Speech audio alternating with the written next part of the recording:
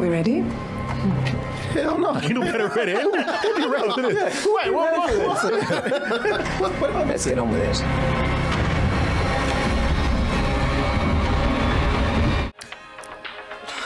Okay, I mean, that'll do it too. Repeat viewings will.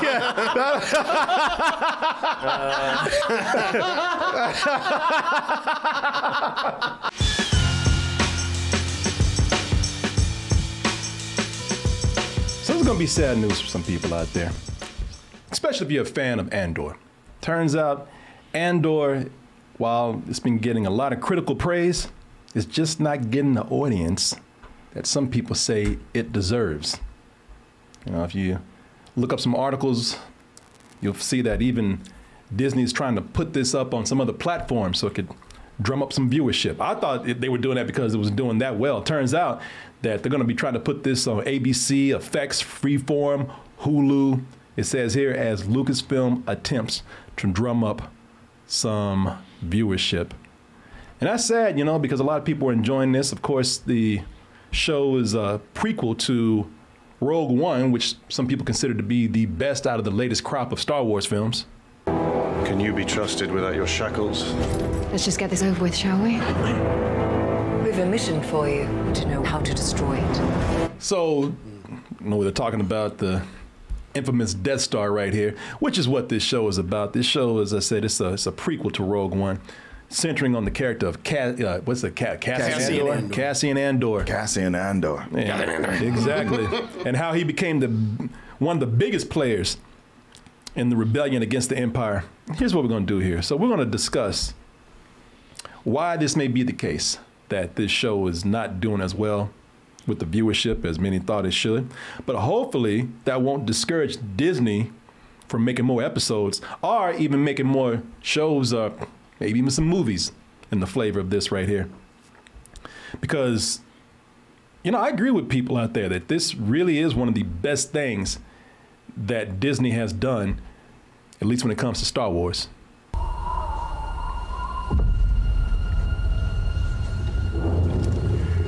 Not someone like me would ever get inside their house. You know, with this, I'll be doing this and you guys can come in and agree with me or disagree with me. I disagree. Okay, then that's one right there. I'm undecided. Anybody else disagree? Wish I could force choke your ass right now. Such insolence will not be tolerated, Thomas. Oh, I got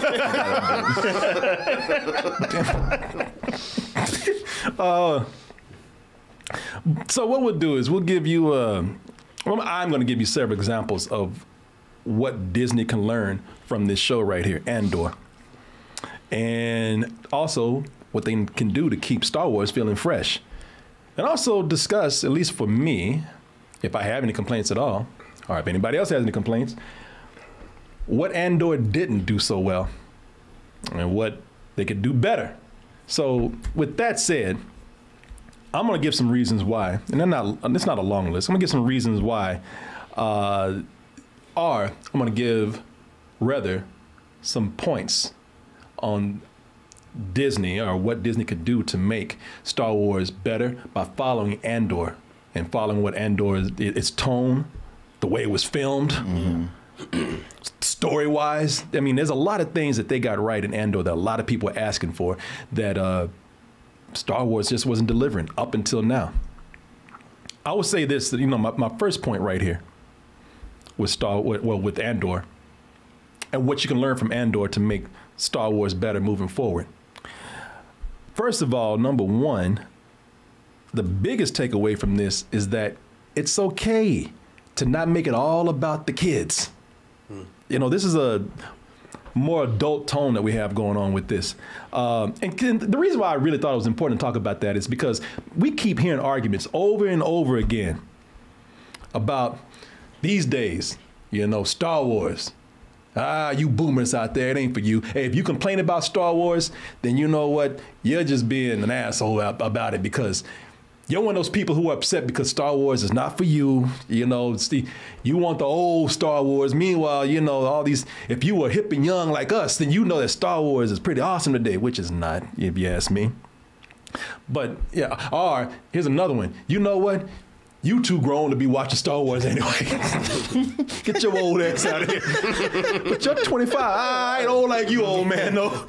My question is, if Star Wars is such a huge galaxy, how come we can't have something for everybody? How come you can't have, I mean, listen, yeah, make stuff for kids if you want to. Sell toys in that property for all you want to. But why can't we have those things and then get something like Andor? Sure. Right. There is an older demographic that still loves Star Wars. And I'm talking about old too. I'm talking about, you know, people who still in their 60s and 70s who still love Star Wars. You know, I'll ride or die with Star Wars. But like a lot of people, they're just saying, you know, it just doesn't feel the same. No one's asking for you to repeat what they did in 1977 or anything like that. Just give us some variety with this. And, you know, having stuff for kids and having stuff for the older fans out there would be nice, man. You know, I love the darker tone here. I love that, you know, things don't always have to be cute. Things don't always, you know, the rebellion, they're space Nazis, man. Hell yeah. You mean the Empire? I'm sorry, the Empire. The Empire, they're a bunch of space Nazis, man. Sometimes, you know, it takes a dark tone to take on something like the Empire right here. You know, I love that Cassian Andor was a morally ambiguous character who would kill anybody in a second. Yep. I like the way it started out with him just, you know, they set it up, letting you know, this guy's a mother. Yes. We'll go and get that. I'll tell them what happened. Yeah, I don't think so. Tired of hearing that shit. You know, you might be mad at him for being, you know, morally ambiguous or willing to kill, but he ain't stupid. Yeah. No. Yeah. No. You ain't gonna snitch on me. I know what you're gonna do. Yeah. The moment I let your ass out of here. Oh, you my friend now that I killed your buddy. Yeah. If you know what happened here, that's I think that's somebody that's the opening right there, and that's him killing someone who. So look, we could say they have it coming, but damn, you know, somebody on the ground begging for their life, in literal cold blood, you know, right here. You know, it's something that I didn't expect from the beginning to be like that. Again, you know, I like that they're willing to take it there. Mm-hmm. Yeah. You know, but the other thing is that Andor proved that it doesn't have to be completely dark. I mean, you can still take Star Wars and keep it Star Wars, but put it in an adult drama format without having to sacrifice all the cool aliens and ships and droids and whatnot. Because a lot of people they'll argue with you saying, well, I mean, how serious do you want to get with all these rubber aliens around, all these cute robots and, you know, all these spaceships and everything? Nah, you know, keep it light. Well, this proved that you don't have to do that. Right. Yeah. Especially with a droid. You know, I love that character of, what was his name? B2 EMO? They call him BB. They call him BB.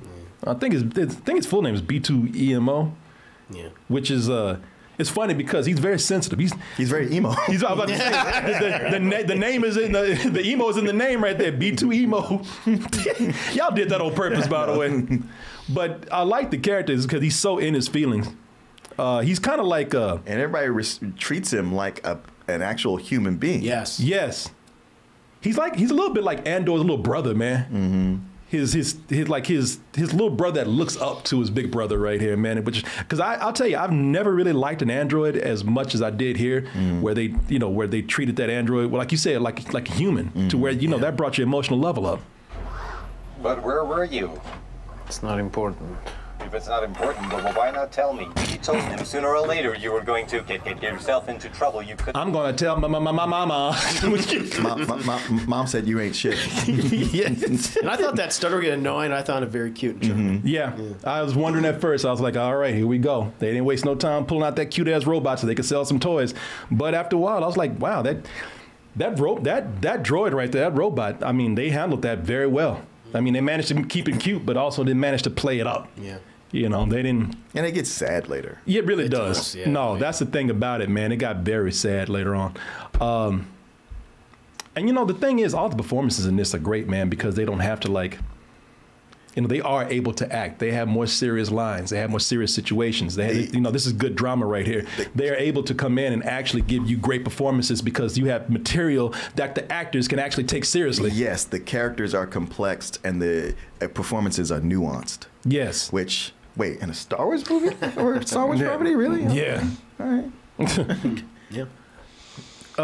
So you get I mean, I'm not saying you can't do this with the kids' properties, but those really have lately been things to placate towards the kids out there. You know, sell some toys, or to go and play up on the nostalgia of people out there. You know, you haven't had a whole lot, I believe, rich storytelling.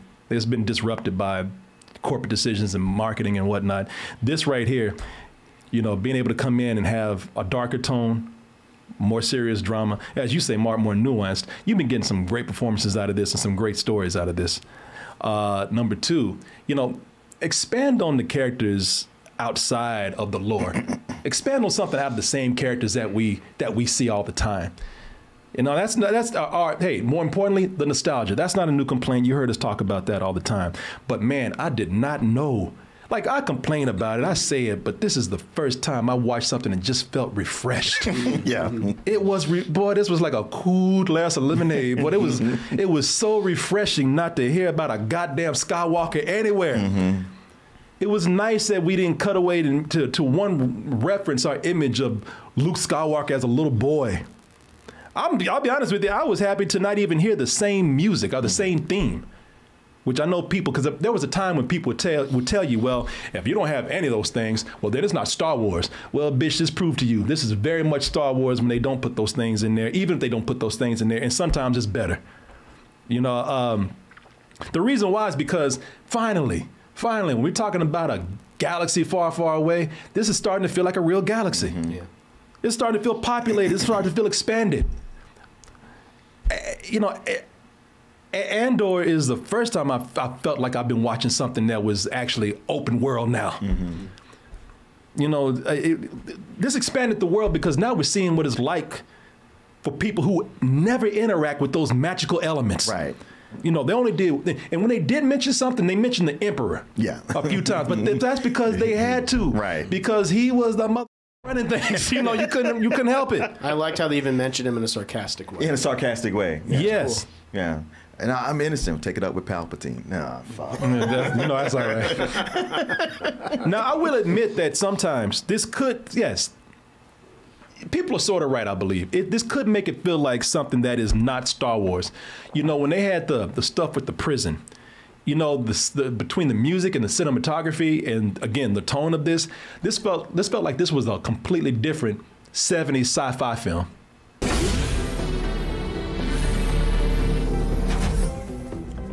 You know, between that synth soundtrack and watching a big old, you know, bunch of big old the naked dudes get hosed down and everything, you know, it felt like something that was completely from another movie, man. Felt like Blade Runner, THX 1138. Exactly. Like from a different George Lucas movie. Yeah, and that is from the prison scene in the show. That prison scene was amazing, man. That prison scene, in the best way possible, again, felt like something that was not Star Wars. While still fitting within, Star Wars, I was so happy to watch this. I think the prison stuff was some of the best stuff in the show. Right down from again the story they had going on, just the horrific conditions that they keep people in, down to appearances of actors like Andy Serkis, who was amazing as one of the prisoners who's running one of the floors or the wings of this prison. Enough from you, Melshi. Well, everybody settles down right now. Something's wrong. And they got very dark secrets that they reveal in here. And it's, the Empire, you don't understand how evil those sons of bitches are, man. Yes. And this is what, I'll talk about that in a little bit. But, you know, yes, this might not feel like the Star Wars that we know. It might even feel like Star Wars. But I'm going to be honest with you. If you ask me, I was Star Wars out of the same shit that they were doing. So I am perfectly happy to have this. Mm-hmm. Sure. You know the reason why it doesn't feel like Star Wars? Because we ain't hanging in the same neighborhood. Right. we ain't hanging with the same people. Yeah. You know, it's funny when you get out and see the world. Your country ass. Just how things just feel so refreshingly different. Let's go to 3. You know, I was talking about how we're getting away from the lore that we've been given the whole time, over and over and over again. That includes the legacy characters that they give us, man. As I said, Andor is probably the first time, I will say this, the first time ever, this is a big, bold statement, but out of all the years of watching Star Wars, unless I'm missing something on Clone Wars, which I could have, because I haven't seen all. There are legacy characters in this. Right? Yes, you know, I haven't seen them from, because they have Saw Gerrera. Well, Saw Gerrera's in this. You have Mon Mothma, and you have Admiral Yularen, who's head of the ISB. Yeah. But those are characters that they're minor characters. They're not there to sell something. No. They're not there to like play on people's nostalgia. No. You know, they're integral just to the story they're telling. And only bringing in the necessary characters and not the ones. I'm talking about. We don't have Yoda, Luke, Princess Leia, Darth Vader. We don't have any of those people, and you know, anybody that we've been getting over and over again. You know, it's the only characters that we have are the ones that are necessary. This finally feels like a universe. And that's because there's no fake up. Because a lot of these appearances have been fake, man, with these characters, you know? Oh, I know. It's almost like they step on the scene and you expect them to stop while the audience claps. Yeah. and then they finish their line and keep going. Yeah. No, that's exactly it, man. A lot of these a lot of these characters are brought in, and a lot of times what happens is that because the priority was to bring these characters in that people recognize instead of writing the actual story for them, it feels fake, it feels false.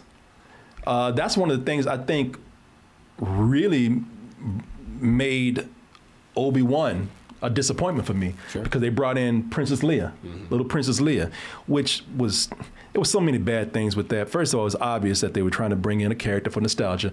2, they tried to do that, you know, they tried to have a 2-for-1. Bring in a character for nostalgia and also make it something that the kids can relate to by making her a child. And I think it took away from Obi-Wan's story. It was supposed to be his story. Oh, there are several characters took away from Obi-Wan's story, so I agree with that. But Leia was so bad, man. Because for one, they couldn't even, she ain't running that fast. She was always running. And they couldn't. Infamous. Oh, the writing in this was so bad. Just trying to create, conflict with this character, suspense with this character. Like her, she was always running. And just so it seemed like they could, I don't know what was going on. I don't know if they were trying to, prolong the chase or whatever, but the girl was right in front of people and they could never catch her. Yeah. You know, do that thing, Leia. Oh shit, Leia. It's like that thing when you're chasing your actual toddler, where you just play chasing them. Yeah. You're letting them get away so you can keep the game Shit going. was like that. Look at this shit.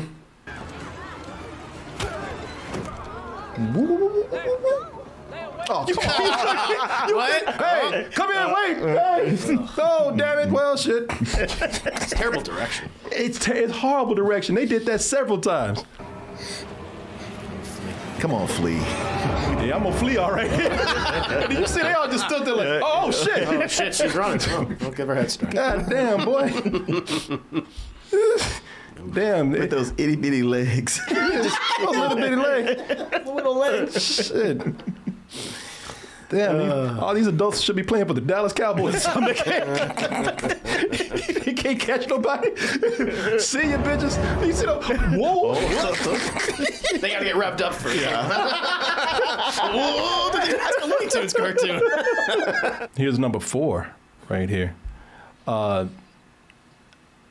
They should shoot on location more. Yes. You're right. Yes.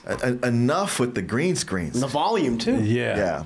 I mean, they every now and then you took somebody out to the park and shot something between some trees, but watching this, I mean, they went out and not only did they shoot on location, but the cinematographers took advantage of the beautiful locale. Yeah, they did. Shoot on location more. Get out there and make things seem like they're tangible and more expansive. I agree with you. Like, I know y'all are making leaps and bounds with green screen technology where they can go on location and shoot green screen to fill in the blanks and whatnot and spaces, but it never quite comes across. No, Something weird about it every time. And they use plenty of sets here, and they keep going to them. So don't get me wrong, you know. But They just still, reuse them a lot, but even those sets are get like a personality. You feel Yeah. like That's this true. feels real. It Yeah. doesn't feel plasticky or anything. that's true. Yeah, man, I was really impressed with the way, because I think you were the one that told me, Martin. I was like, man, this world feels more real. And you were like, yeah, because they outside. Because it is real. Yeah, because it is real. Yeah. Number 5, man. I would say explore the Empire more. Man, it was so cool. First of all, just watching some of the, you know, the inner workings of the Empire, like from the low tier workers, like Yeah. the cubicle guy. And then the bureaucrats. The yeah, bureaucrats, the cubicle guy. the guy working at the guy that got just a simple desk job. Mid-level management. Yeah, you know, I love seeing that. Or I love seeing the office politics, the backstabbing of each other. You know, they even had the creepy guy at work. I wanted to thank you for the promotion. Don't nobody think anybody looking like that. You know? No. I wanted to thank you for the promotion. Anybody follow you? The hell? You smell nice. You don't think nobody like that. God, That so character- much incel vibes. Oh, I know. I know. What are you doing here? It's mother here. He's a straight up incel. Lived at home and mom feeding him all the time. And she's berating him all the time. Oh, yeah. chastising him. You ain't shit. Uncle George tried to get you a job and you out. She might be my favorite character. in the Oh, whole no. show. Great. I know. Yeah, that character. I thought he had his shit together. Yeah. So this is a character in the show. If you don't, what's this character's name again? Cyril Karn. What, a serial killer? What'd you say? Cyril Karn.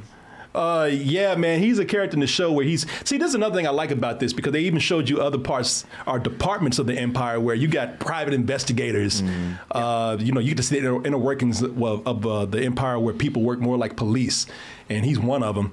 But when they introduced him, like, he was on the case, and I thought he had his shit together. I thought, oh, he's gonna be a cold-blooded tracker in this. And turns out he's like anybody else. No, he was a try too hard. Yeah. And he had a boss telling him, like, man, don't even worry about that. Just fill out the paperwork and it's not even a big deal. Yeah. But no, that's not good enough for him. 'Cause Yeah. he's trying to rise in the ranks. He sure was kissing ass.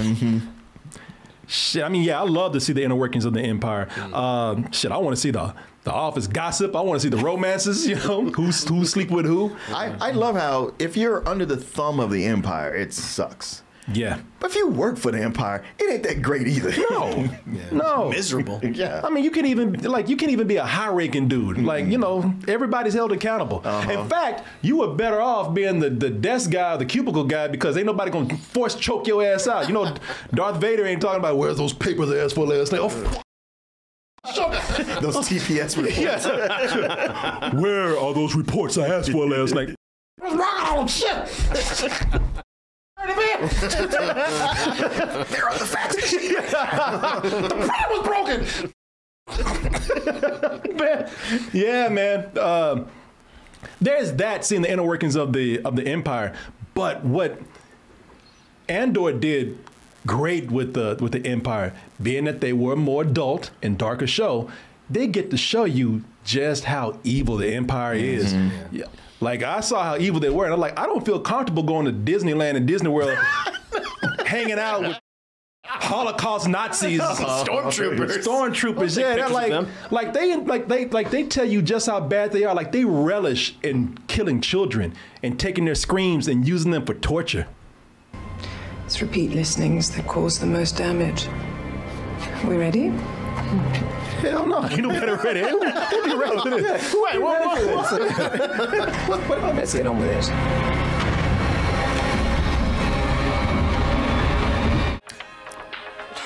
Okay. I mean, that'll do it too. Repeat viewings will.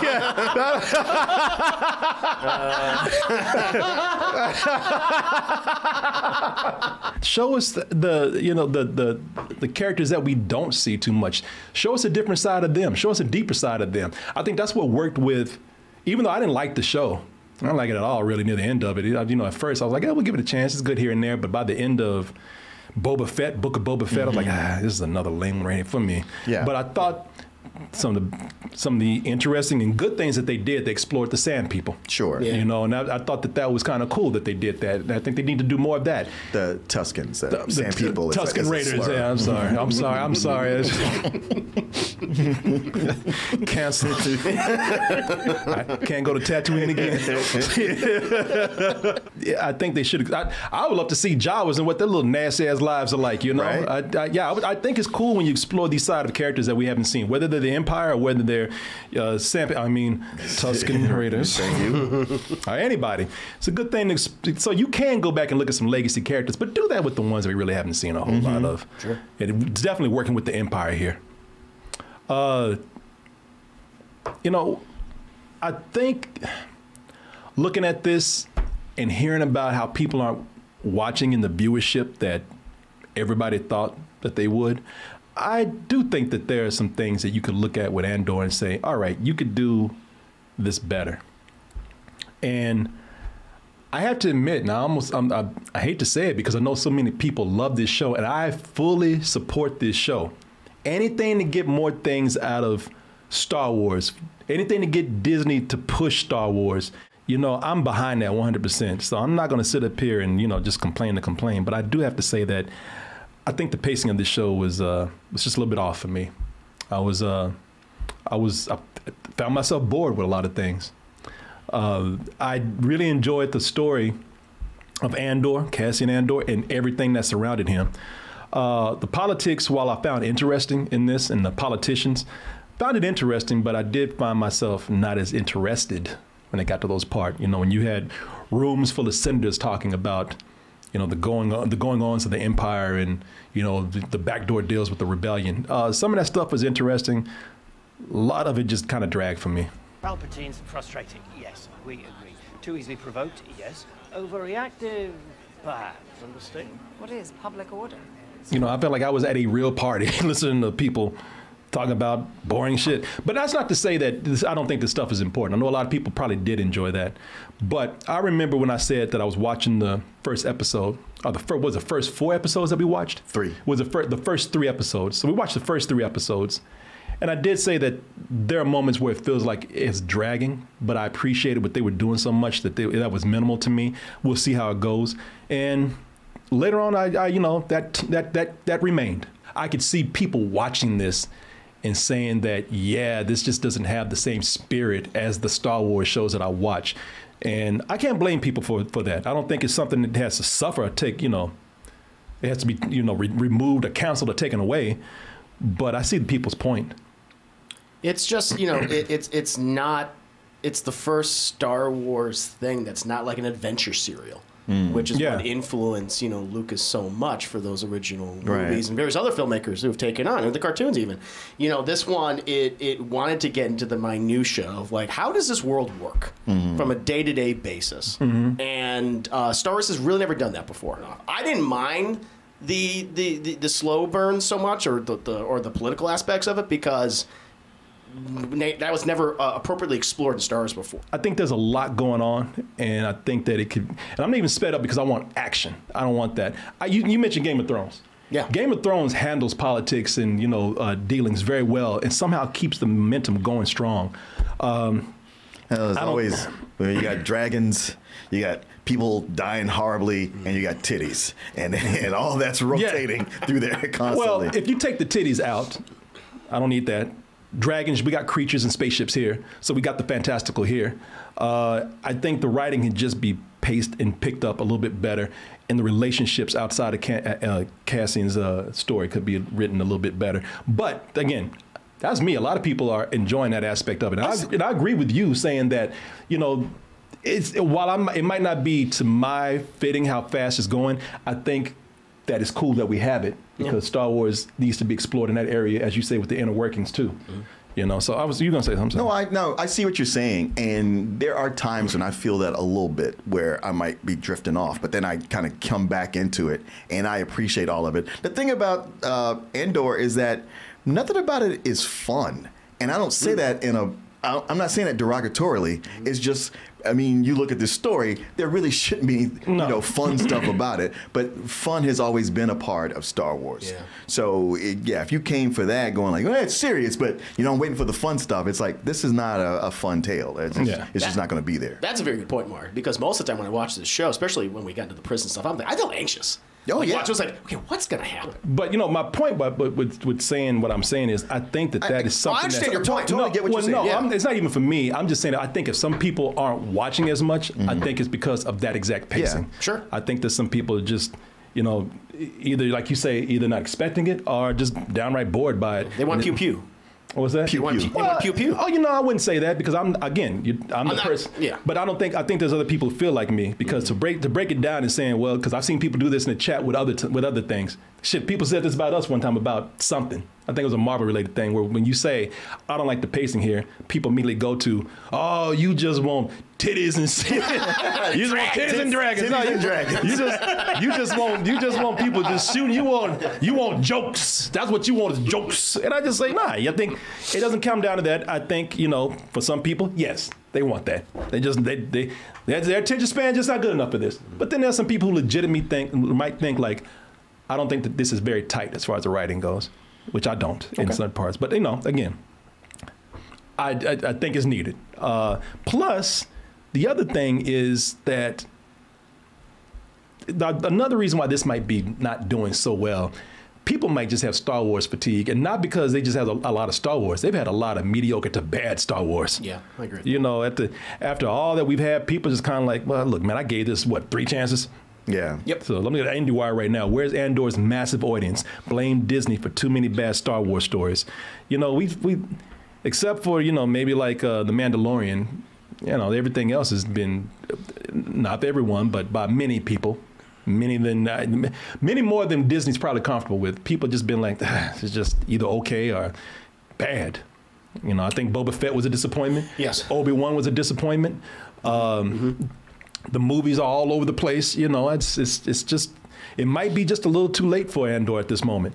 But hopefully that will pick up as we go into season 2 when people talk about how good this is. I do feel like one of the things that Andor is paying for is something that it just can't control, is that it's paying for the sins of previous properties and movies and TV shows. Yeah. And another factor, I feel like, it's all these projects that never came to be that were announced. The Star Wars fan base is like, well, at this point, like we've had...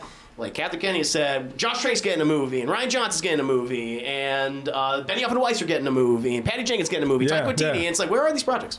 You announced them years ago, and that's the thing. It's just like, well, at this point, we're through. We're gonna wait. And we're just not sure, and so like a project like this, which is legitimately really good, suffers. And it's sad. Well, it could also be like the way they keep pumping them out. That people don't even know that this is a Star Wars film. I mean, honestly, the others have titles that relate to Star Wars things they've known. Andor, you might not even know that's connected to Star Wars. It sounds so much like Endor. And you might be somebody going like, oh, it's the goddamn Ewoks? I'm not watching that. Yeah. But yeah, it's just Andor. You're like, okay, what is that? Is that a point you also have, Corey, in the thing? Because I think that's another factor into it. It's just that Andor is not a legacy character. You know, I love Andor. I think it's great. Him and K2SO, I think the best characters in Rogue One. Yeah. But he is not a Luke Skywalker. He's not a Han Solo. He's just that was going to be a point of mine, and I left it for last because I don't want this to be something that again influences Disney to go back. Not that they're listening to me, but I don't want anybody to think that, you know, we're mentioning something where we hope that Disney goes back to just doing the same old, which is playing it safe. Yeah. You know, but. I'd be hard pressed. I have to admit that, when you had Luke and R2-D2 and Chewbacca and Princess Leia and everybody else popping up, Obi-Wan, you know, those were the characters that people knew. Those names do mean something, and that's brought people in. I think you're right. It's hard for people to get into a character that they don't really know that well yet. Even though Rogue One, you know, did amazing, you know, financially, critically. You know, and Cassian Andor is still a character that people don't know that well. Rogue One was such an ensemble that it was hard for anybody to really stand out. Yeah. Maybe Jen Erso, because it started as her story, but it's not like there was anybody in there where you're like, oh, it's their movie. It was the whole crew. You got to get away from these characters one way or another one day. You have to. Like you gonna Your actors are dying. Yeah, exactly. You know, they'll find a way to see that's. Oh yeah, that's true. Right. Yeah, shit, that's what that deep fakeness is for. Yeah, you know they'll get. Hey, listen, man, we already got a fake ass Luke Skywalker. With a fake ass voice. So yeah, listen, they can bring these characters back as many times they like. But at what point is that shit gonna start getting creepy? Right. Shit, people talking about none. The adventures of young Obi-Wan. Yeah. His time at the Jedi Academy. Yeah. Yeah, exactly. It'll be like Hogwarts. Yep. We'll get Jim Henson's Jedi babies and shit, you know. It's just, yeah, man. It's thing is, this is a creation of Disney's, man. You know, or even Lucasfilms. They're the ones that got people so used to seeing this shit being churned out over and over again, the familiar, the nostalgia and everything. This is almost a disaster of your own building. So none of this is going to change unless you start pushing other things, get people seeing other stories. And I think you're kind of seeing that right now. You're seeing that all these legacy characters kind of mingling with new characters. Yeah. You know, Luke is hanging with Mandalorian. Yoda's hanging with the Mandalorian. Yoda, yes. Baby form. Yeah, in baby form. You know, so they're kind of easing into it. Mm-hmm. You know, this is the first time they've gone full out and gave us something like this. So it's going to take time. Yeah. But I think people get used to it. I really would like to see what season 2 is going to be like when they do it. And that'll be the last one we have anyway. But we got to get some other stories out there. And there are directors who are stepping up right now and saying, look, I want to do a Star Wars movie, but I don't want to do that same shit over there. So there are people campaigning. Yeah, are there? Yeah. Listen, this is one reason why I'm sad Taika Waititi, I don't know if he's still working on anything or not, but he regardless of what people think of him today, he did say, I want to do something that has nothing to do with any of the stuff that you've done before. I want to try something completely different. And, you know, with the way his humor is, you know, people starting to get mad at him for it now, but it would be a little more mainstream. Yeah. You know, shit, let James Gunn do a Star Wars movie. I don't know. Some people say already did. Oh, that's true. Yeah. Yes. So, yeah, you know, I'm rooting for this show regardless of what my criticisms are of it. I'm 100% behind it. I only mention the things that I mentioned because I think if they can improve on the things that are keeping people away, then you can bring that audience back in. I don't think this need to be 12 episodes too, if you ask me. I think they could have got by with making this, you know, anywhere from 8 to 10. I was surprised there was so many episodes. Yeah. And maybe that's why I felt bored by some of it, because I did feel the length. I really thought, man, if there's anytime you could tighten up a show, it's this one right here. But again, my full support. So we'll see what happens. But please, Disney, learn from this the best things that people are praising here, because it is working. It's working better than you think.